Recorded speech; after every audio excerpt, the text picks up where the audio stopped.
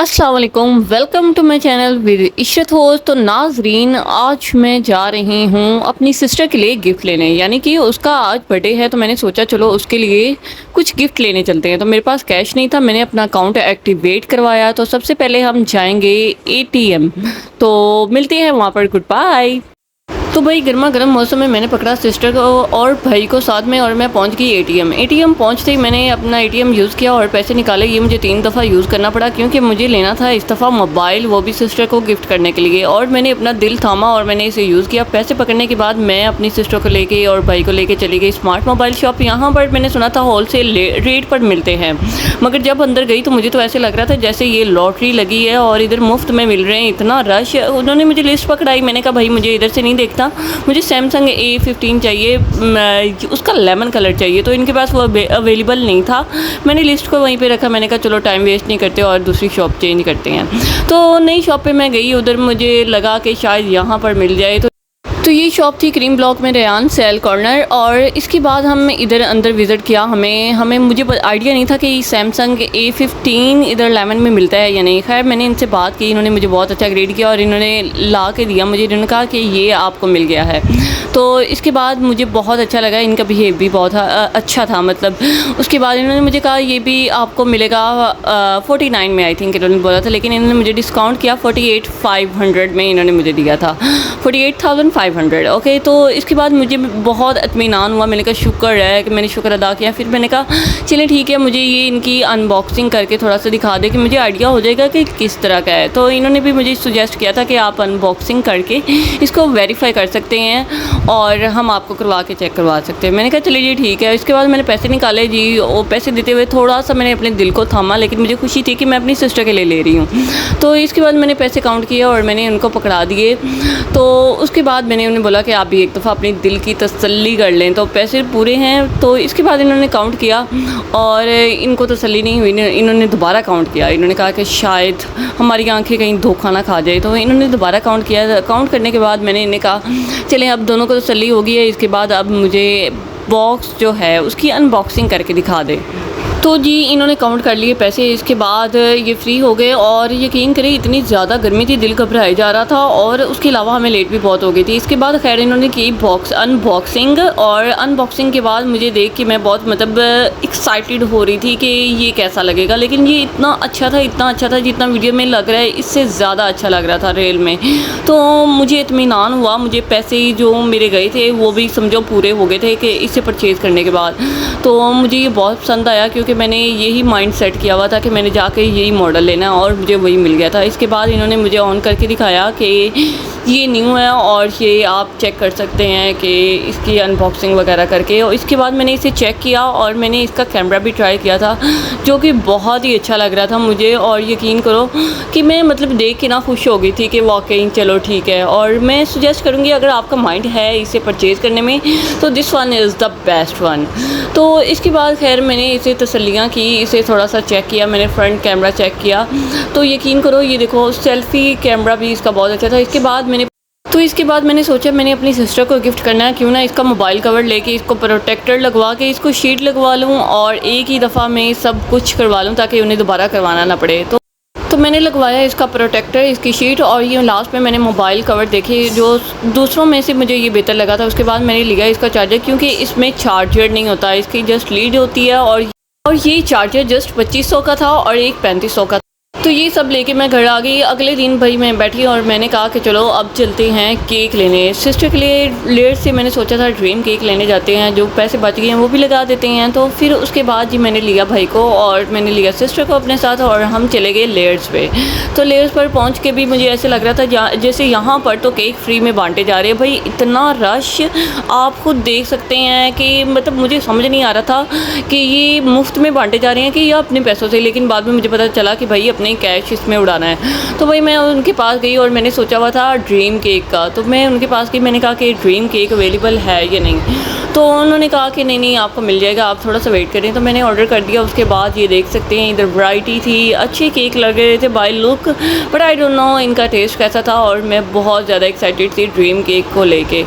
तो इसके बाद जी हमारा नंबर आ गया। वेट करने के बाद मैं बहुत ज़्यादा वेट करती रही थी। उसके बाद जी मैंने सोचा चलो थोड़ी सी वीडियो बना लें।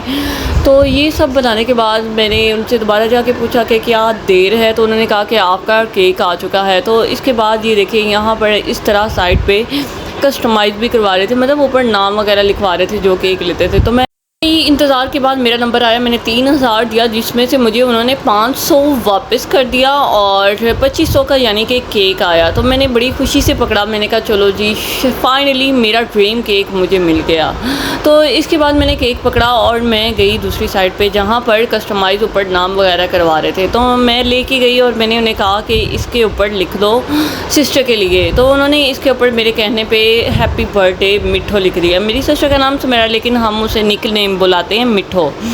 लेकिन वो फ्री हुए, मैंने कहा एक छोटी सी स्माइली बना दें, तो उन्होंने मेरे कहने पे एक छोटी सी स्माइली बना दी और इसे पैक कर दिया। और इसे पैक करवाने के बाद मैंने पकड़ा और हम वापस लेकर इसे घर आ गए।